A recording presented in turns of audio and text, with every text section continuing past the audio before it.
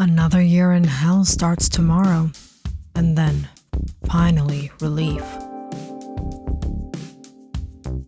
Jenny has been studying at BII University for what felt like a lifetime. At just 24, she was finally in her final year. But it hadn't come easy. What should have taken 4 years had stretched into 6. Because juggling work, tuition fees, and exhaustion, Jenny had watched most of her classmates slowly disappear, dropping out one by one, but not her. She had held on, stubbornly, desperately, believing that there was something better waiting for her on the other side of graduation. The hope was the only thing keeping her going. The university had recently hired 3 new professors, and Jenny found herself enrolled in a literature course taught by Mr. Phillips. He was a man in his late 40s, always sharply dressed, always on time. He was strict, but wasn't unreasonable. On the first day, he had laid down his rules clearly. 3 late submissions, that is the maximum I'll tolerate. After that, there will be consequences. I don't believe in excuses, but I do believe in fairness. Who was going to explain to him how hectic Jenny's life was? Life outside the classroom didn't care about fairness. She lived in a small, stuffy apartment that barely had enough room to breathe. The rent alone was enough to keep her awake at night. During the day, she worked long shifts at Sephora, standing for hours under bright lights, forcing smiles for customers she barely had the energy to speak to. And when her shift ended, she didn't go home. She went straight to her second job, walking dogs around the neighborhood until her legs ached and her eyes struggled to stay open. By the time she got home, studying felt impossible. Sleep always won. Jenny had already submitted 2 papers late. She knew what that meant. And one afternoon after class, she stood by the door nervously, watching him flip through the papers. Then she knocked. "Come in." "Professor, I just wanted to talk to you about the paper due this week." "Yes, Miss Jenny, I was expecting you." "I don't think I'll be able to submit it on time. I've been working a lot and You know what this means.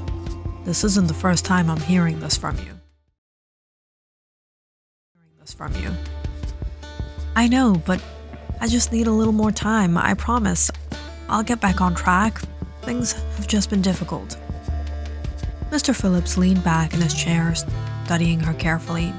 He didn't look angry, but he didn't look sympathetic either. "I can't allow this to continue. It reflects poorly on your academic performance. At this rate, you risk failing this course. Please, I've worked too hard to fall behind now. I just need one more chance. I won't let it happen again. You're one of my more capable students. It would be unfortunate to see that go to waste. Perhaps I can make an exception." "Really?" "Yes, I can give you more time. Be flexible with your deadlines." "Thank you, Professor. But this can't become a habit, and more importantly, this arrangement stays between us." "Of course, I won't tell anyone. If you're struggling with the material, well, you're welcome to come by my home this weekend. It might be easier to go over things in a different environment." "Your house?" Yes, we can review your work properly, ensure there are no further delays. Oh, okay, thank you. Saturday morning came faster than she expected. Jenny stood outside Mr. Phillips' house, smoothing down her dress nervously. She had spent longer than usual getting ready, though she wasn't sure why. Maybe she just didn't want to look as exhausted as she felt. When the door opened, Mr. Phillips smiled. Well, you've made quite the effort today. Jenny forced a small smile. I don't want to be late. Come in.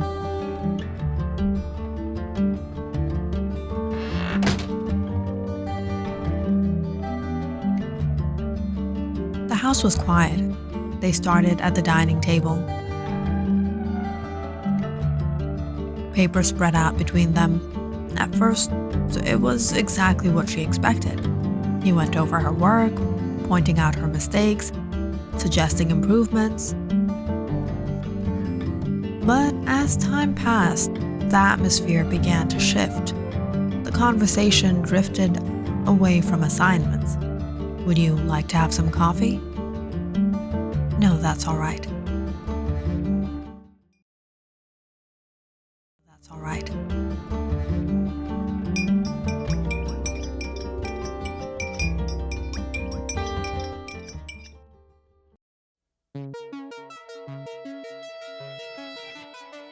Relax, Jenny. You're always so tense. It's not that. You don't have to be so formal here.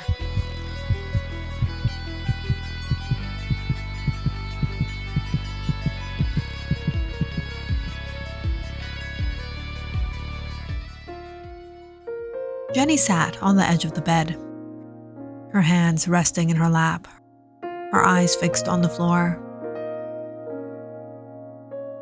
Behind her, Mr. Phillips lay asleep. She quickly grabbed her things and snuck out without letting him know.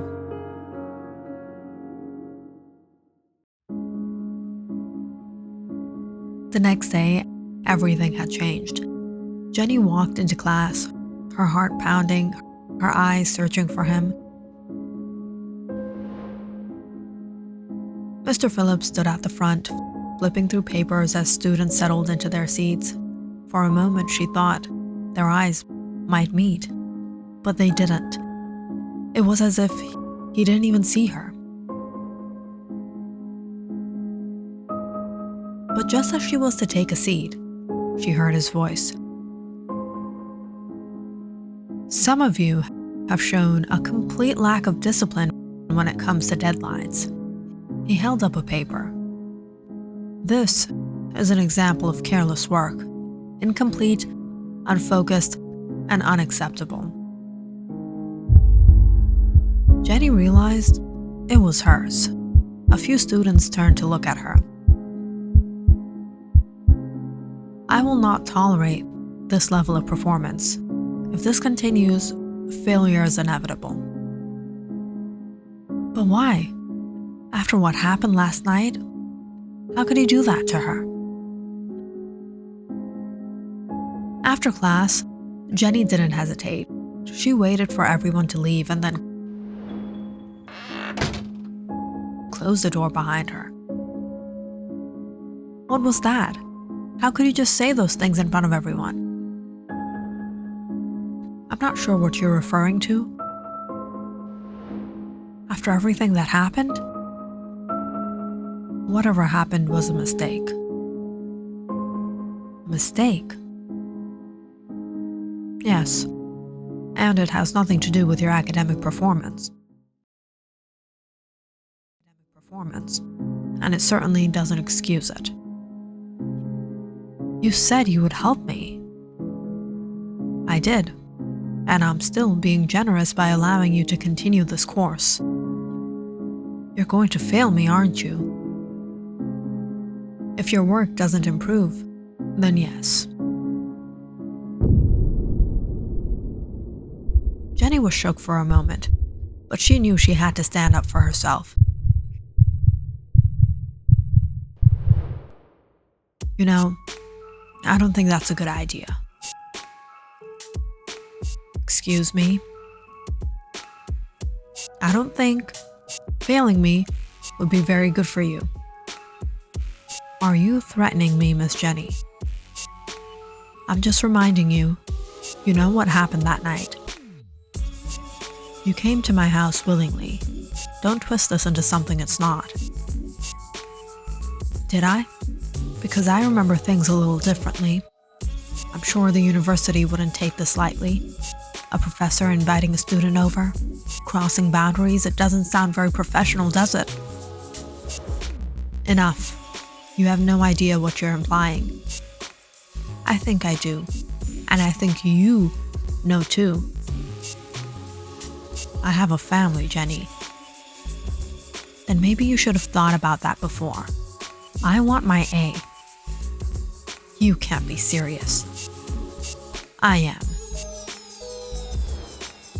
For a moment, it looked like he might argue, but then he didn't.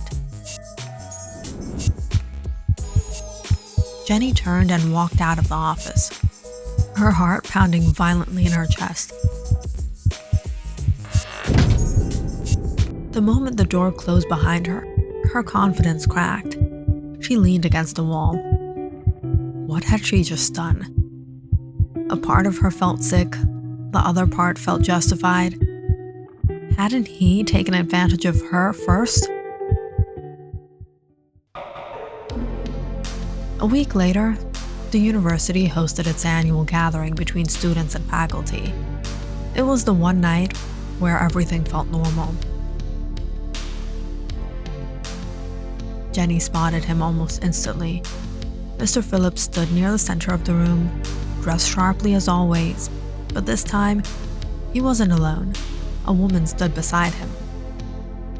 She was elegant, smiling warmly as she spoke to someone nearby, his wife. Jenny felt something twist inside her chest. For a moment, she just watched them.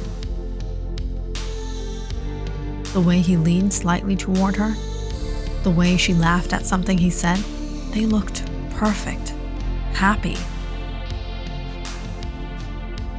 But Jenny couldn't tolerate it.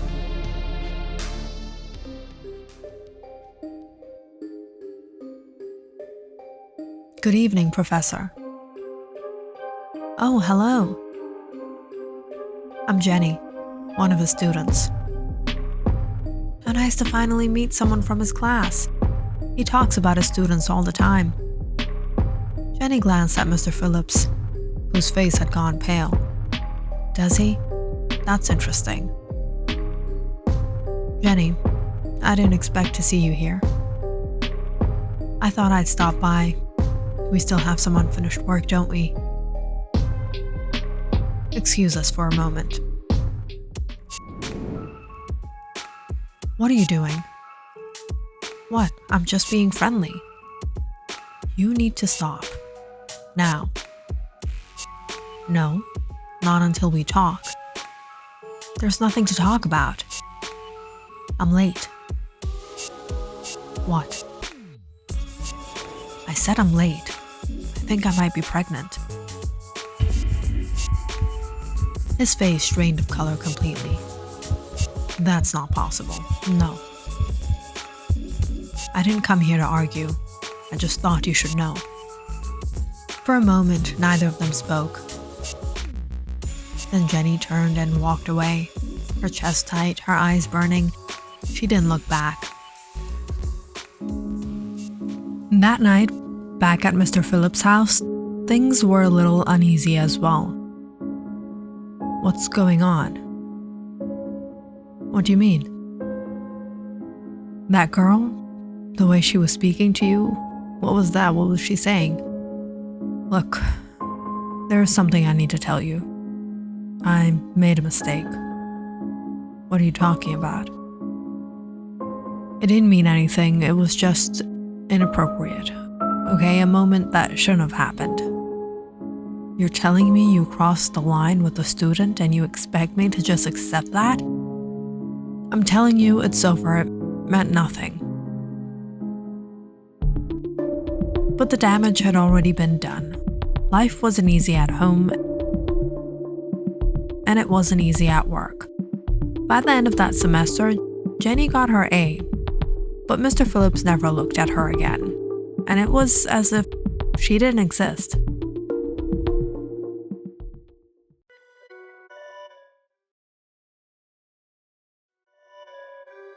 The following semester, things changed. Her grades slipped. When she saw the final result, a C? What is this? A fair grade. You gave everyone else better scores.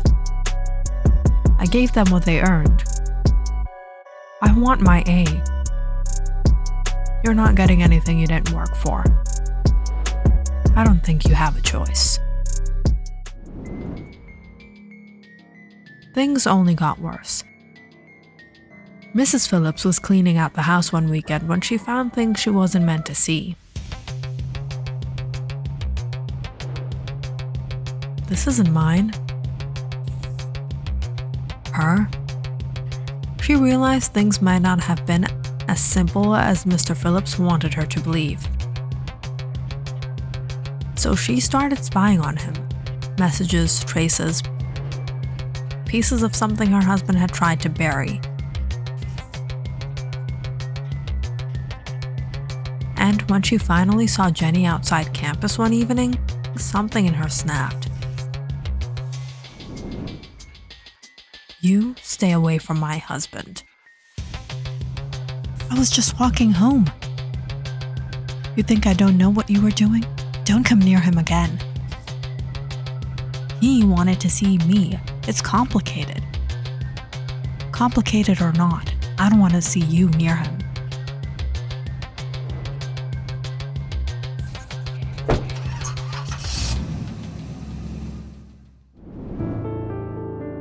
The next day, Jenny went straight to Mr. Phillips.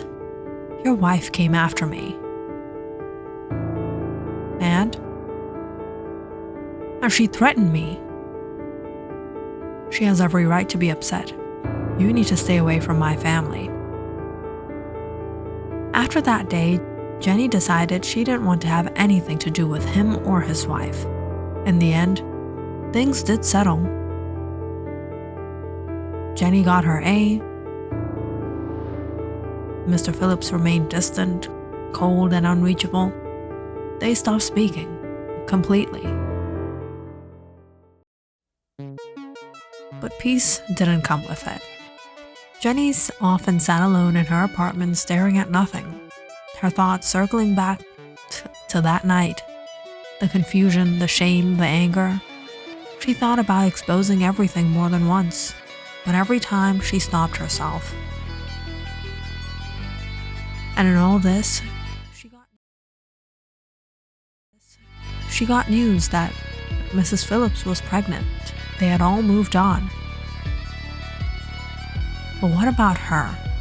Her life? What had she achieved?